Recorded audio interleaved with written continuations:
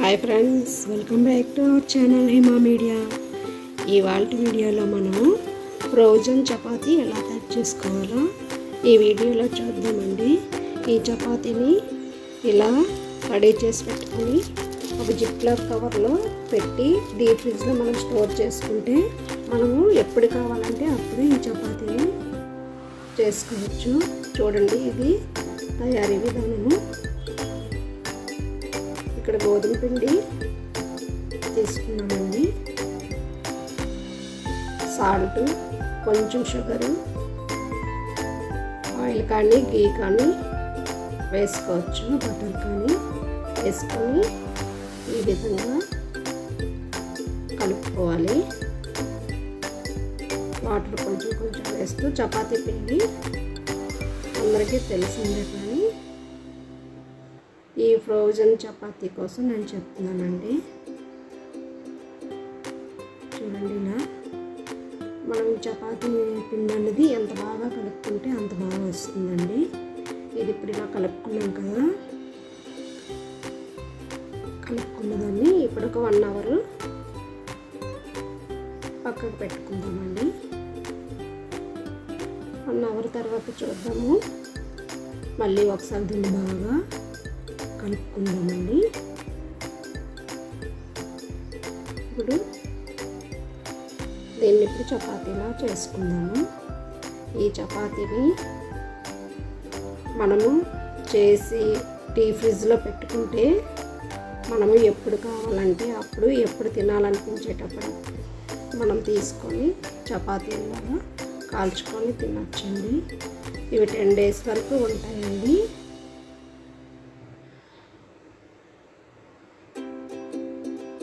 ఈ విధంగా చేయటం వల్ల పొరలు పొరలుగా వస్తుందండి.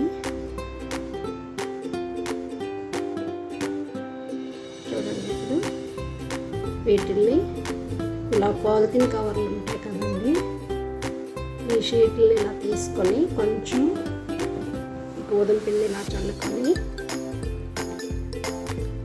ఇంకా కవర్ కూడా తీసుకొని ఇలా పిండి వేసుకొని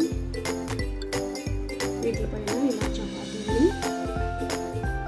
వేసి అంటుకోకుండా, ఒకదానికి ఒకటి అంటుకోకుండా కొంచెం మళ్ళీ పిండిని వేసి మళ్ళీ ఒక కవర్ పెట్టుకొని ఇలానే చపాతీ వేసి ఇలా పిండి వేసుకొని ఇలా కవర్ వేసుకొని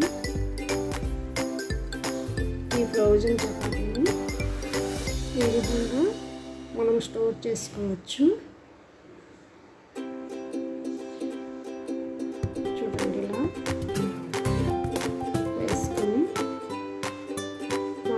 ఫస్ట్ టైం చూసినట్లయితే సబ్స్క్రైబ్ చేసుకోండి. చూడండి, ఈ విధంగా చపాతీలన్నిటిని ఇలా ఫోల్డ్ చేసుకొని ఒక జిప్లాక్ కవర్ తీసుకొని జిప్లాక్ కవర్లో వీటిని ఇలా పెట్టి ఇప్పుడు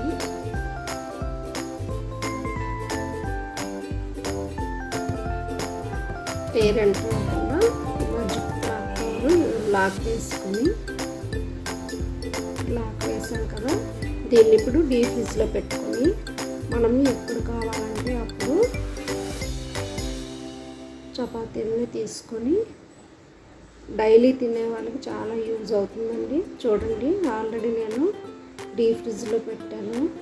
ఇది మనము డీప్ ఫ్రిడ్జ్లో నుంచి తీసాక ఒక 1 మినిట్ బయట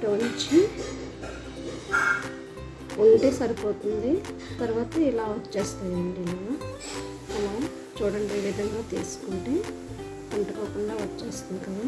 ఇప్పుడు చపాతీని ఇప్పుడులానే కాల్చుకోవచ్చు. ఇది ఆఫీసులకు వెళ్ళే వాళ్ళకి బాగా యూజ్ అవుతుందండి. మనం చపాతీ ఎప్పుడంటే అప్పుడు చేసుకోవాలనుకుంటే చాలా టైం పడుతుంది కదా, అలా కాకుండా ఇలా స్టోర్ చేసుకోవటం వల్ల మనము ఎప్పుడు కావాలంటే అప్పుడు, ఎన్ని కావాలంటే అన్ని చపాతీని ఇలా కాల్చుకొని తినేయచ్చండి. ఇది డైలీ తినే వాళ్ళకి బాగా యూజ్ అవుతుంది. 2 చపాతీ తినాలన్నా, 1 చపాతీ తినాలన్నా సేమ్ ప్రాసెస్లో మళ్ళీ పిండి కలపడం ఇవన్నీ కష్టం కదా. ఇదైతే జాబ్ చేసే వాళ్ళకి బాగా యూజ్ అవుతుందండి. వైఫ్ అండ్ హస్బెండ్స్ ఇద్దరు జాబ్ చేసే వాళ్ళకి.